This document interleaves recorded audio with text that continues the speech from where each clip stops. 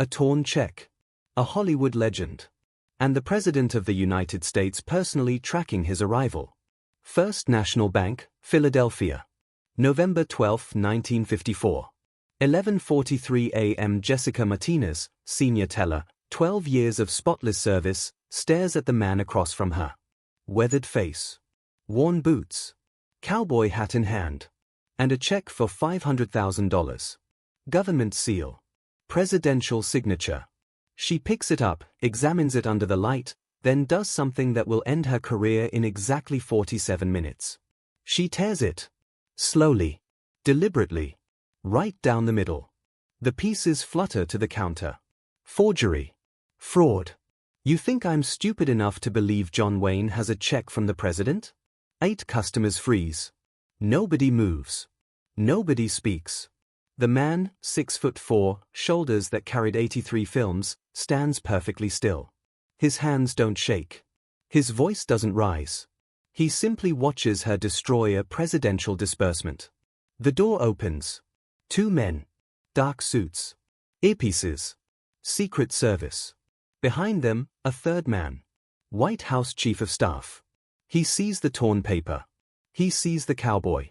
His face goes white. Mr. Wayne. We've been expecting you.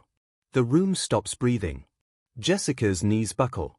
Because those 5 words just confirmed something impossible.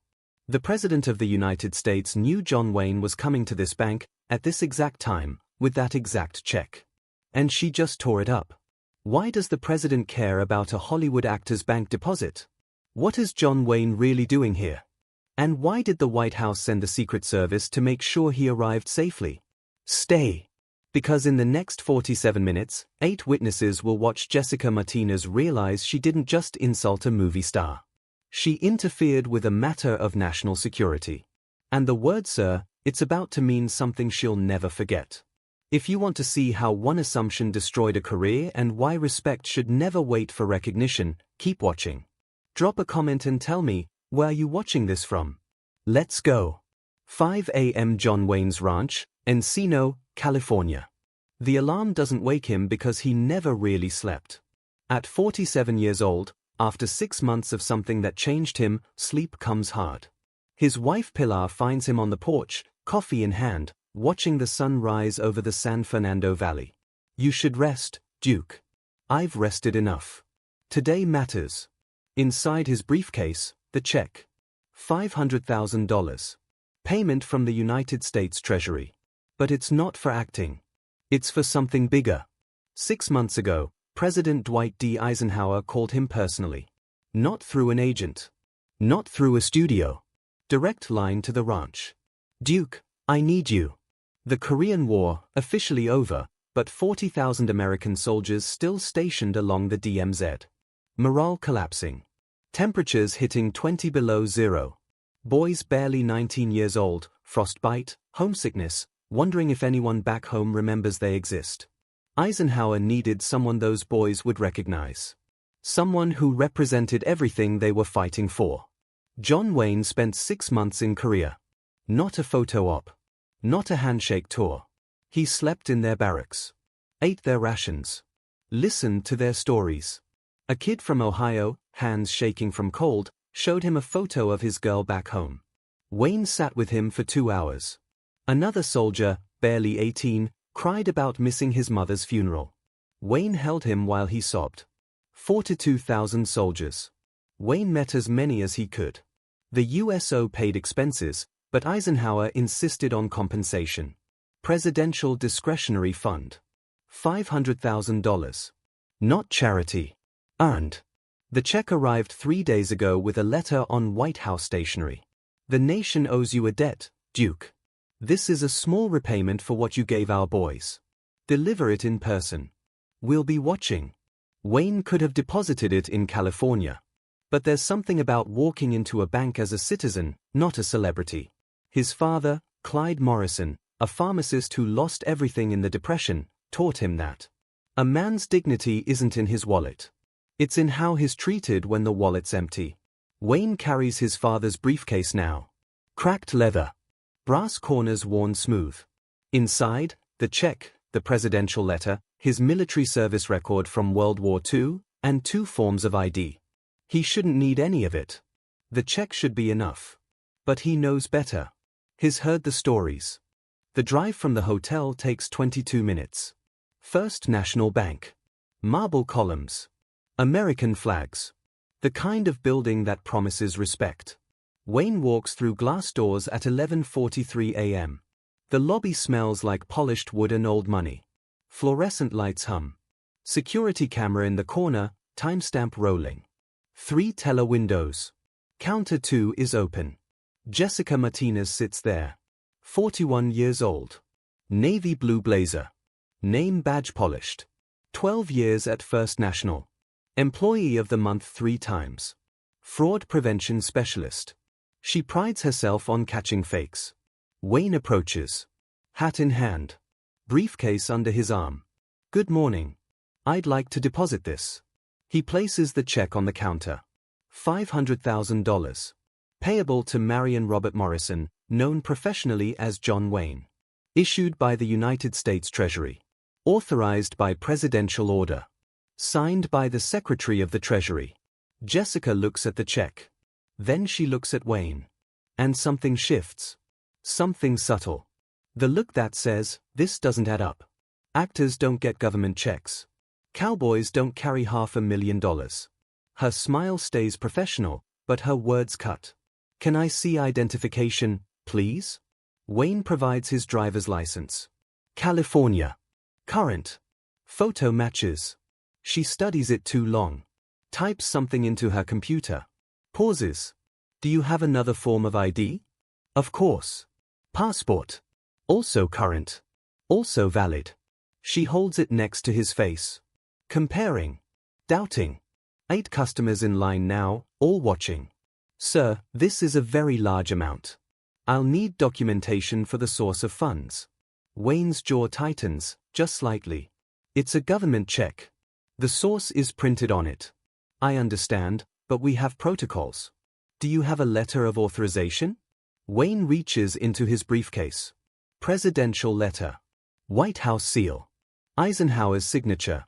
She glances at it for 3 seconds. This could be forged. Excuse me? Jessica picks up the phone. Security, please come to counter 2. The words land like a fist. Security. For John Wayne. For a decorated American who just spent 6 months freezing in Korea so boys could come home alive. Thomas Reed, security officer, approaches. 23 years on the job. He doesn't recognize Wayne immediately. Just sees a cowboy at a counter and a teller looking nervous. Everything okay, Miss Martinez? This gentleman presented a check that I believe may be fraudulent. I need you to wait with him while I verify. Wait with him. Like he's a flight risk. Like his skin, his face, his name mean nothing without her permission. Wayne pulls out his phone, places it on the counter, screen facing up. What are you doing? Recording this interaction. You can't do that without permission. Pennsylvania is a one-party consent state. I don't need yours. Jessica's face flushes red. Sir, I'm going to have to ask you to step aside. No. The word hangs. Simple. Final. Absolute. Excuse me? I'm not stepping aside. You're going to process this deposit, or you're going to provide me written refusal and the reason why. Jessica stands. Her voice rises, loud enough for the entire lobby. Sir, this check appears fraudulent, and I will not process it until I verify its authenticity. Wayne leans forward, voice low, controlled, devastating. Then verify it. Call the White House. The numbers on the letter. What happens next will haunt Jessica Martinez for the rest of her life. Want to see what happens when assumptions meet reality? Hit that like button and drop a comment. Where in the world are you watching this? Stay close. Jessica picks up the check again. Holds it between 2 fingers like it's diseased. Where did you get this? Not earn. Not receive. Get. Like he stole it. Like a man who spent half a year in sub-zero temperatures comforting dying boys is a common thief. Wayne's hands rest on the counter. Steady. But inside, his heart is hammering. Because this isn't new. This exhaustion.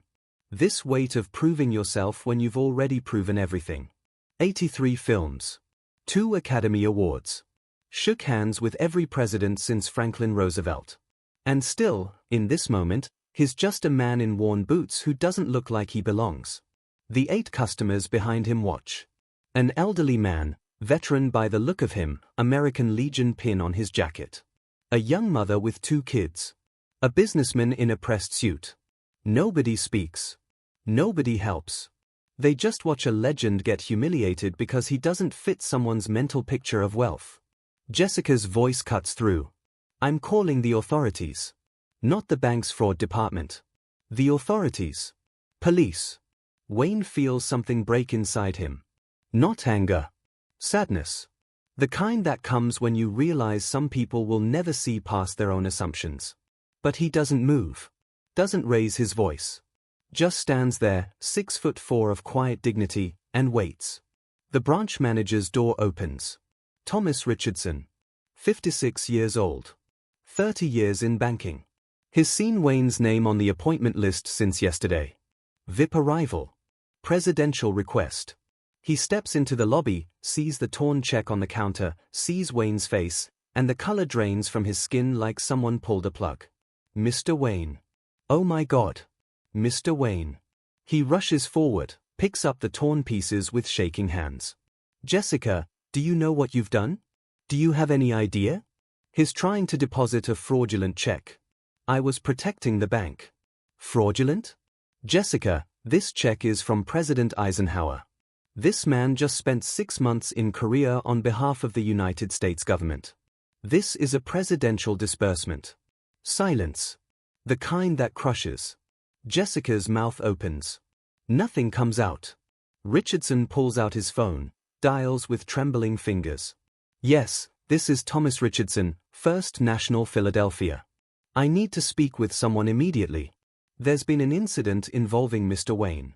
Covers the phone, looks at Wayne with eyes full of horror and respect. Sir, the White House Chief of Staff is on the line. They've been tracking your arrival since you left California. The door opens. 2 men enter. Dark suits. Earpieces. Movements precise, professional. Secret Service. Behind them, a 3rd man. Gray hair. Expensive suit. White House credentials hanging from his neck. Robert Cutler. Chief of Staff to President Eisenhower. He surveys the scene. Torn check. Shaken manager. Humiliated legend. 8 frozen witnesses. And Jessica Martinez, whose face has gone from red to gray. Mr. Wayne. We've been expecting you. He extends his hand. Wayne shakes it. The agent beside Cutler picks up the torn check pieces. Evidence. Federal evidence. Looks at Jessica. You just destroyed a presidential disbursement. That's a federal offense under U.S. Code Title 18. You interfered with official government business. Jessica's knees actually buckle. She grabs the counter for support. I thought, he didn't look like. Cutler's voice is ice. Didn't look like what, exactly? Say it. Let these 8 people hear what you assumed. Silence. Jessica can't say it. Because saying it out loud makes it real. Makes her prejudice, her assumption, her judgment undeniable. The elderly veteran steps forward. Voice shaking with rage. I fought in the Pacific. That man right there represents everything we fought for. And I just watched you treat him like a criminal because he wore boots instead of a suit. Shame on you. The young mother pulls her children closer, whispers something. The businessman stares at his shoes. Because they all watched it happen. And not one of them spoke up. Cutler turns to Wayne. Sir, the president extends his personal apologies for this incident. Your check will be reissued within 3 hours by special Treasury courier. We'll handle everything from here. Wayne nods once. But his eyes find Jessica's. And what he says next, she'll hear in her nightmares for 40 years. I've been called a lot of things in my life. Hero. Icon. Legend. But today, in this bank, I was just a man with a check. And that should have been enough. He picks up his briefcase. Walks toward the door. The Secret Service agents follow. The last thing Jessica sees before her world ends is John Wayne's back, straight and proud, walking out of her bank while the president's men treat him with the respect she denied. Richardson's voice behind her, quiet and final. "You're fired. Clean out your desk." 3 hours later, the story breaks. Walter Cronkite, CBS Evening News. Good evening. Tonight, a shocking incident in Philadelphia where Hollywood legend and decorated patriot John Wayne was accused of bank fraud while attempting to deposit a check from President Eisenhower. The bank in question, First National, is now under federal investigation. The phone lines at First National explode. 14,000 calls in 6 hours. Customers closing accounts. Veterans groups organizing protests. The American Legion issues a statement. An attack on John Wayne is an attack on every man who served. The bank's CEO, William Morrison, holds an emergency board meeting. Offers Wayne a settlement. $200,000. Public apology. Full-page ad in every major newspaper. Non-disclosure agreement. Wayne's attorney reads him the offer over the phone. Duke's response is 2 words. Absolutely not. This isn't about money. It's about the next veteran who walks into a bank and gets treated like I did. The FBI opens an investigation. Not because of Wayne. Because a presidential disbursement was destroyed. Federal offense. Agent Howard Matthews interviews all 8 witnesses. Every single one admits they saw what happened. Not one intervened. The elderly veteran, James Cooper, 72 years old, cries during his statement. "I fought beside boys who worshipped that man. And when he needed someone to speak up, I stayed silent. I'll carry that shame to my grave." The investigation reveals something worse. Jessica Martinez has a history. Over 18 months, she flagged 47 transactions as potentially fraudulent. 39 of those customers were veterans. 31 were minorities. 12 were women. Every single transaction was legitimate. Jessica's defense, through her attorney. "I was following my training. The bank taught us to look for inconsistencies between appearance and transaction size. But the training manual tells a different story." Page 31. Red flag indicators. Customer's presentation inconsistent with deposit amount. What does presentation mean? The federal investigator asks. Jessica's attorney has no answer. Because the answer is what everyone already knows. Presentation means she judged people by how they looked, how they dressed, what they drove, the color of their skin. The Treasury Department reissues Wayne's check. Hand-delivered to his hotel by Robert Cutler himself. "Mr. Wayne, on behalf of President Eisenhower and a grateful nation, please accept our deepest apologies." Wayne takes the check. Looks at it. $500,000. Earned in frozen trenches, listening to boys cry for their mothers. You know what the sad part is? Jessica probably thought she was doing her job. Protecting the bank. She never stopped to think that dignity doesn't require a suit. That service doesn't need credentials. That respect should be default, not earned. Cutler nods slowly. The president wants you to know that changes are coming. Banking regulations. Federal oversight. Your experience will make sure this doesn't happen to the next person. 3 weeks later, Pennsylvania State Banking Commission announces an investigation. Not just into First National. Into systemic discrimination across financial institutions. And it all started because one woman tore a check and 8 people watched it happen. Almost done with this story, but the most powerful part is still coming. Smash that subscribe button. Drop a like. Tell me in the comments where you're tuning in from. Let's finish this strong. December 3, 1954. Pennsylvania State Banking Commission. Hearing room 301. Every seat filled. Cameras rolling. This is the first televised banking discrimination hearing in American history. Commissioner Margaret Hawthorne presiding. 30 years in financial regulation. Silver hair. Steel spine. Jessica Martinez is sworn in. Her attorney, expensive, from Morrison and Blake, sits rigid beside her. Commissioner Hawthorne doesn't waste time. "Miss Martinez, why did you tear Mr. Wayne's check?" The amount seemed inconsistent with his presentation. Define presentation. He was dressed casually. He didn't look like someone who would have a government check for that amount. Mr. Wayne is one of the most recognizable faces in America. You're telling this commission you didn't recognize him? I thought, maybe he was impersonating. Video evidence is presented. 8 angles from bank cameras.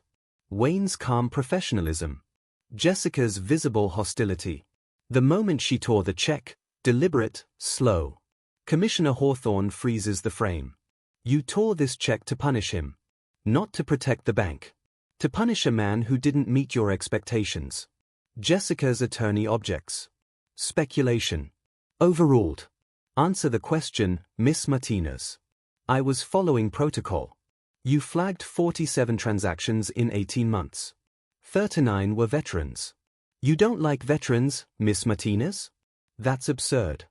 Then explain why decorated soldiers consistently trigger your fraud alerts while wealthy white businessmen do not. Silence. The kind that convicts. James Cooper, the elderly veteran, testifies. Voice breaking. I watched a man who represents everything good about this country get humiliated. And I said nothing. Because I was comfortable. Because it wasn't happening to me. That makes me complicit. And I'll regret it forever. Wayne takes the stand. Commissioner asks, what outcome do you seek? I want assurance that the next veteran, the next person who doesn't fit someone's mental picture of success, gets treated with basic human dignity. Not after recognition. Not after credentials. From the moment they walk in. Commissioner Hawthorne's ruling. Jessica Martinez, terminated and permanently barred from banking. First National Bank, $250,000 fine, 2 years federal oversight, mandatory anti-bias training for all employees. And one more thing. This hearing transcript will be required reading in every banking training program in Pennsylvania. So the next Jessica Martinez learns what respect actually means. May 1955. 6 months after the hearing. John Wayne walks into Security Pacific Bank, Los Angeles. Routine deposit. $75,000. Payment from Republic Pictures. The teller, a young woman, maybe 25, looks up. Good morning, Mr. Wayne. How can I help you today? Mr. Wayne. From the first word. Before credentials. Before recognition. Just default respect. One form of ID. No questions. No assumptions. 3 minutes later, receipt in hand, Wayne walks out. That's how it should be. That's how it always should have been. He drives home to Encino. His daughter Asa, 7 years old, is playing in the yard. Daddy, was the fight worth it? All the newspapers, the hearing, the trouble?